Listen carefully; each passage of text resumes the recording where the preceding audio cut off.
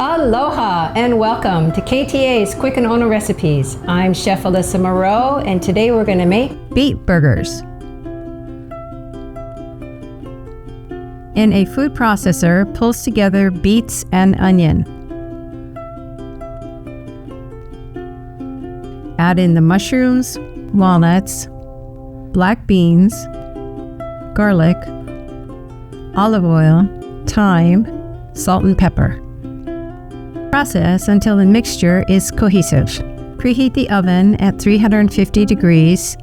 Form mixture into 4 to 6 patties and place on a parchment-lined baking sheet. Bake for 20 minutes, then turn.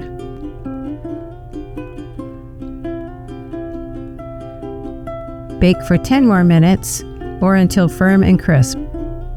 Yummy!